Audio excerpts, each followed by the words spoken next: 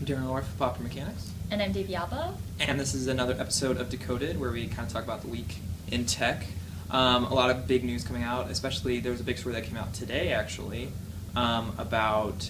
the unmasking? Yes, the unmasking of the creator of Bitcoin, yes. Satoshi Nakamoto, who is a 64-year-old Japanese-American who's living in Southern California. Just a really interesting story. Newsweek broke it. Yeah, how did they do that? It's funny. Leah Goodman, who wrote the story, she kind of in the story. A lot of the beginning of it is just kind of her describing her process of how she did it, and honestly, it was just good reporting. I mean, there's right now the internet debate is, did she actually just be incredibly invasive on this guy's privacy? Right. He was living by himself. He wanted nothing to do with Bitcoin. I would be more inclined to say no, but I mean that debate is going to, Yeah, but for years we never knew who the Bitcoin developer was really, and yeah, so this is pretty big news. And supposedly he had millions of dollars in Bitcoin, and he didn't cash it in because he didn't want to reveal himself. It was it's just a really fascinating story, and it really just kind of cool. There's very few of those stories where it's an anonymity, who created what, and it's almost everything is open, and it was just cool to see that story. Another interesting topic. This is kind of a smaller headline, but I just thought it was a cool story and almost trend. Was Facebook considering buying Titan Aerospace? Yes. For those who don't know, Titan Aerospace is actually a drone maker. They make drones that can, I think, fly for 5 years at a time, and they just use solar panels.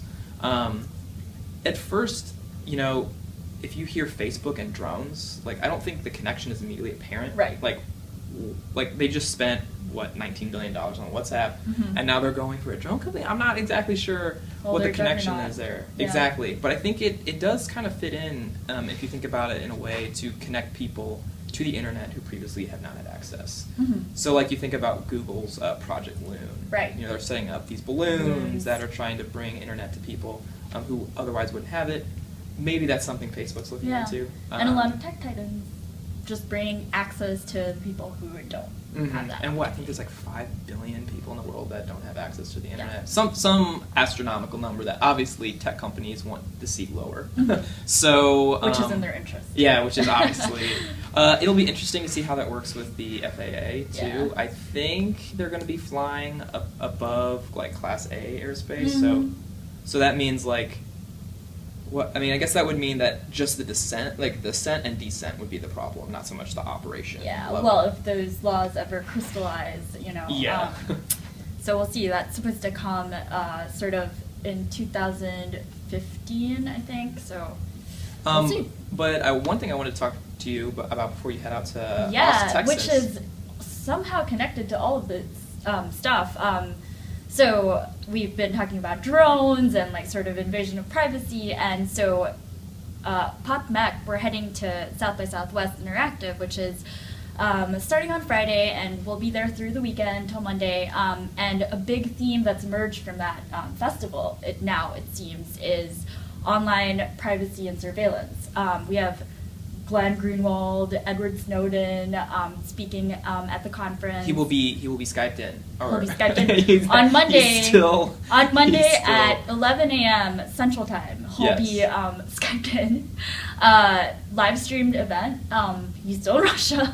So but it's huge that he's making an appearance, and it's interesting. We're sort of seeing. South by Southwest Interactive has traditionally been kind of this place where startups, app softwares launch. Twitter launched there in 2007.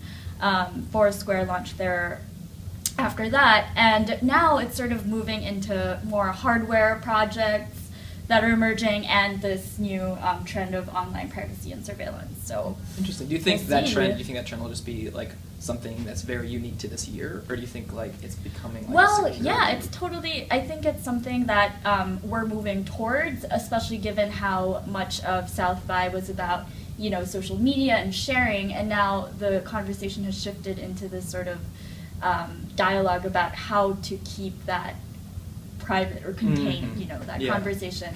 How do you stay private in a world where everything is shared? Interesting. And so that festival starts on Friday? Friday, and we'll be there through Monday. Great. So I guess check Popper Mechanics, and we'll have stuff on that topic as well. So that'll be it for us this week. This is Decoded.